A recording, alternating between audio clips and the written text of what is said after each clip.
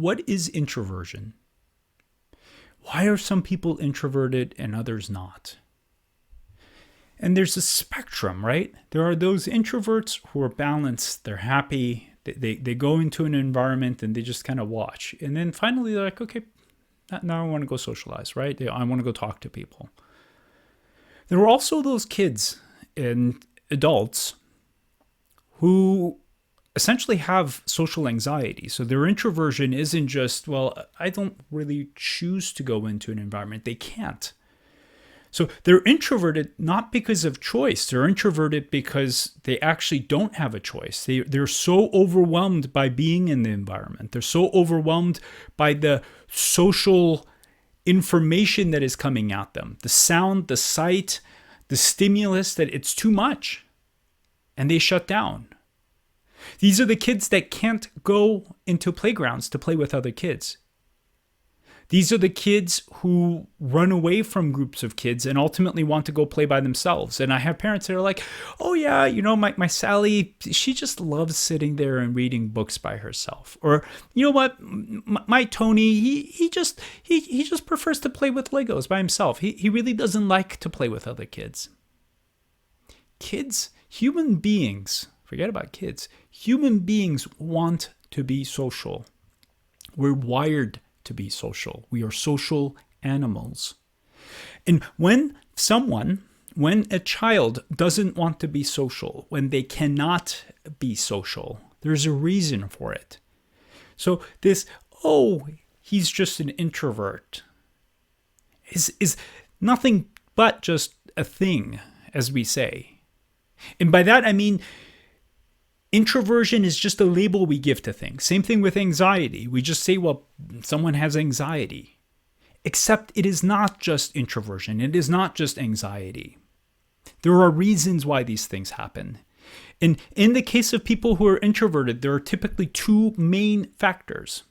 So one is how they process information from the world around them. So these are highly sensitive people who typically have an error in how they process information. So they're wired to take more information in. I'm one of them. My daughter is one of them. I take care of kids with this all the time. So highly sensitive people are wired to take in a lot of information. Except when there is an error in how they're wiring, how their connections in their brain are set up, the information suddenly gets too overwhelming. These are people or kids who get stressed out in loud and crowded environments. They get easily overwhelmed when there's too much going on. And sometimes they really, really want to be social, except finally they just hit a point and they're like, I need to leave. I need to get out of here. It's the 3-year-olds who freak out when you sing happy birthday to them because all of a sudden there's just too much information coming at them. But there's another layer on top of this, because that creates a certain degree of social anxiety. That processing disorder, the sensory processing disorder alone can cause a certain degree of social anxiety. It can cause introversion. What also happens at a very high frequency in these individuals is an element of OCD. And there are some of you ladies out there who are watching that may be like, that's kind of me. And I've had this myself because my system has a propensity to go out of balance in the same way. And what happens with this is the mind becomes a broken record. So the same thoughts keep repeating, the same thoughts keep coming up, and it's just this endless barrage of thoughts and thoughts and thoughts. And basically it's a dysfunction of overthinking. Except you're not the one doing your thinking. Your mind is just spiraling out of control. And when you add the sensory challenges along with a mind that spirals out of control, all of a sudden it's like, oh, that's introversion. That's social anxiety. Because you've got this person who comes into the room, they're already overwhelmed, and then all of a sudden it's like, I can't talk. I can't approach these people. Oh my God, things are too loud. Oh my God, what's going on? What would this person think of me? And like in little kids, obviously their thoughts aren't that complex, but they have their own. 3-year-olds are still thinking beings, right? So their thoughts go in a different direction. And the most amazing part of this discussion, and this isn't some abstract voodoo I'm just throwing out there. This is what I see in my practice all the time. This is 40% of what I do, actually address these two things. And they're very easily treatable. So finding the right occupational therapist, the right team to help address the sensory processing disorder, the folks at NeuroFit are incredible at doing this. The other part of this is looking at the thyroid. So sometimes the thyroid is just a little tweaked out, and there isn't a true hypothyroidism. In fact, there's no clinically relevant thyroid imbalance. It's just a little bit out of tune. And that's where teas like oat straw or a tea of Avena sativa can help boost the thyroid or rebalance the thyroid functioning to help make things better. You can use a gemotherapy of lithy tree or viburnum lantana, which also helps rebalance the thyroid.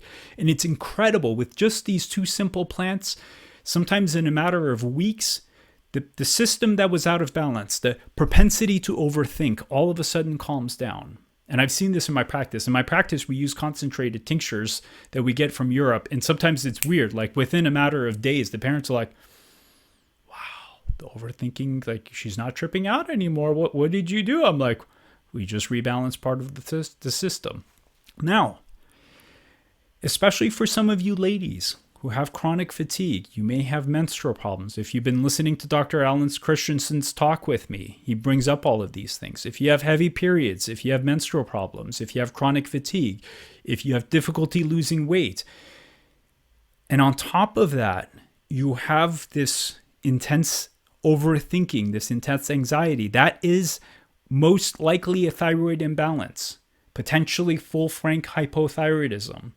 And if you're experiencing these things, then you need to be talking to a physician and have them thoroughly investigate your thyroid to understand if you're actually in a hypothyroid state, because that is actually a serious medical condition that shouldn't just be blown off and be like, well, this guy talked about some tea, so I'm going to drink some tea because that's going to fix. These teas are powerful, but not in the face of frank hypothyroidism. Ultimately, there's so much good we can do in the world. There's so much of a difference we can make in the lives of millions of people.